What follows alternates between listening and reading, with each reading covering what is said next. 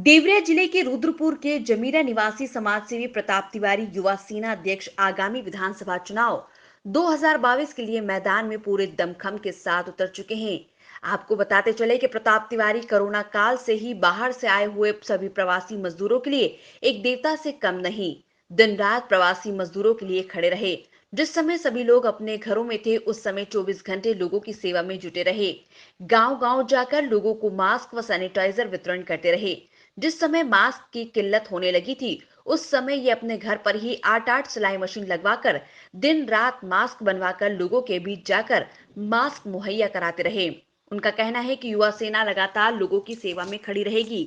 पत्रकारों से वार्ता के दौरान प्रताप तिवारी समाजसेवी ने कहा कि जनता ने हमें मौका दिया है, तो मैं अपने क्षेत्र के हर प्राइमरी स्कूलों को आधुनिक बनाने पर जोर दूंगा और वहीं अपने क्षेत्र के गरीब छात्रों के लिए पुस्तक बैंक के जरिए पुस्तक मुहैया कराने का काम करेंगे एवं युवाओं के लिए मिनी स्टेडियम बनाने पर जोर दिया जाएगा और वहीं लाचार स्वास्थ्य व्यवस्था और एम्बुलेंस की कमी को दूर करना और अपने क्षेत्र में नई तकनीकी और कृषि विज्ञान केंद्र के जरिए किसानों को मजबूत बनाने पर जोर दिया जाएगा।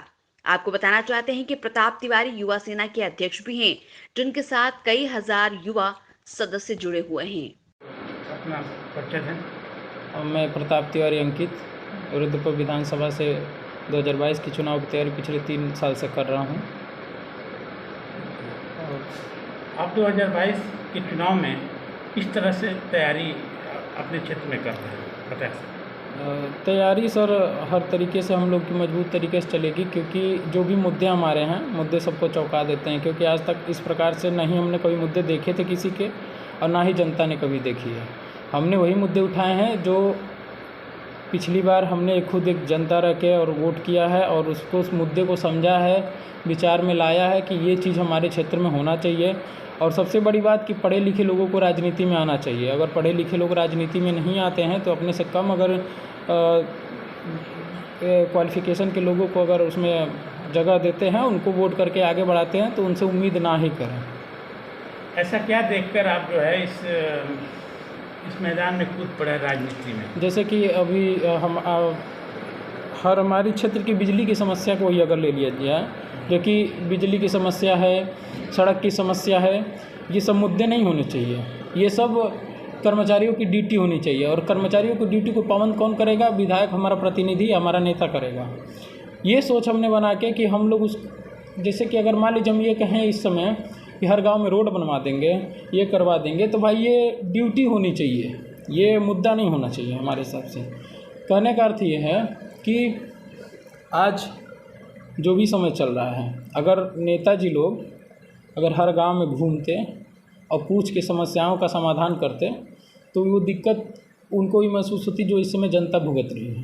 तो जब जनता भुगतती, उनको भी भुगतना पड़ता है, तो वो दिक्कत नहीं रहती, वो सॉल्व हो जाती है। कोरोना काल में आपने 2020 से काफ़ी आप लोगों की मदद करते आ रहे हैं, इस पर आप थोड़ा बताएं। कोरोना काल में हमारे मित्र अमन सिंह जी ने हमें बहुत मतलब वो किया, फोर्स किया कि अब इस समय अगर हम लोग भी आम लोगों की तरफ बैठे रहें घर में, हालांकि कोई भी जनप्रतिनिधि हमारे क्षेत्र से क्षेत्र में निकल के किसी को ना कुछ पूछा ना कुछ काम किया, तो हमारे युवाओं की टीम जो है वही हमारे साथ लगी रही। पूरा क्षेत्र में हम लोगों ने मास्क वितरण किया, क्योंकि उस समय जब ट्रांसपोर्टेशन सिस्टम एकदम बंद हो गया था और मार्केट में भी मास्क नहीं मिल रहा था, तो हमने पूरे रुद्रपुर मार्केट से मास्क खरीदा था, तो 1400 पीस के लगभग मिला था। उसके बाद ये हो गया कि अब मास्क नहीं है। उसके बाद हम लोगों ने ये डिसाइड किया कि मास्क हम लोग घर पे ही बनवाया जाए। फिर 9 दर्जियों भाइयों से सहयोग लेके और घर पे ही हम लोगों ने लगभग पहले 30,000 तक मास्क बनवाया और घूम घूम के लोगों में पहुंचाया और बताया कि भाई मास्क आपको लगाना चाहिए इस हिसाब से। तो फिर हमारा उस समय भी इंटरव्यू वगैरह चला था, लोगों ने हमें मास्क मैन का नाम भी दिया था। और फिर हम लोगों ने आगे जब जैसे कि अब एक तरह से ये मैसेज होने लगा था कि बस जहाँ क्षेत्र से जुड़े हैं वहीं पे कर रहे हैं, तो हम लोग देवरिया से बड़हलगंज, चौरी चौरा, हर जगह, गौरी बाजार से लेकर हर चौराहे पे जो भी पुलिस कर्मचारी या जैसे कि हमारे पास, हम जैसे फार्मा किए हैं और फार्मा बैकग्राउंड से हम बिलोंग करते हैं, तो हमारे पास दवाइयों का भी अच्छा खासा नॉलेज है। तो हमारे पास कंपनी भी है मेरी, फार्मा की पीले फार्मेसी प्राइवेट लिमिटेड। हमने वो सारी दवाइयाँ गाड़ी में भर के, ग्लूकोज भर के और खाना का पैकेट बना के, दवाइयाँ लेके, मास्क लेके, सैनिटाइजर, साबुन लेके लोगों तक पहुंचाने का काम किया है, जो कि 55,000 से ज़्यादा ही हम लोगों ने मास्क का वितरण किया है। अगर अगर कोई पार्टी आपको ऑफर करती है तो आप इस विषय में आप क्या सोच विचार करेंगे? अगर पार्टी ऑफर करती है तो हम अपने युवा सेना संगठन से जो भी हमारे सदस्य हैं जो मेन बॉडी में हैं उनसे बातचीत भी चल रही है कि हाँ, अगर कोई पार्टी ऑफर करती है तो कोई भी कमज़ोर पार्टी हो या मजबूत पार्टी हो, जो कि लोग आजकल बात कर रहे हैं कि ये पार्टी जीत जाएगी या हार जाएगी, लेकिन हमें ये इतना भरोसा है कि हम उनके साथ मिलकर उनको मजबूत कर देंगे।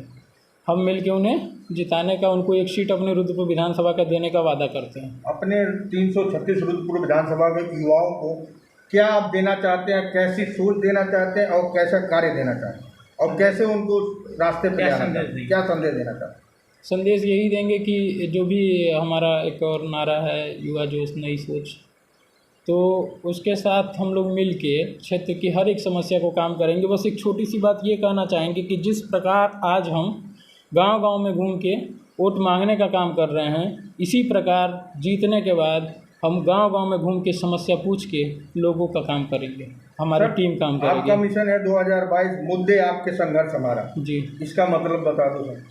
मुद्दे सर जैसे कि अब आपके अगर किसी भी प्रकार के, जैसे मान लीजिए कि आप नॉर्मल इंसान, आपके घर में कोई वृद्ध आदमी है और अगर उनका पेंशन ही बनवाना है, तो आजकल आप ये मान के चलिए, मैंने जहाँ तक काम लोगों का कराया, हज़ारों लोगों का करवाया है, और आपको बिना डोनेशन दिए वहाँ पे आपका वृद्धा पेंशन का काम आगे नहीं बढ़ रहा है। क्यों?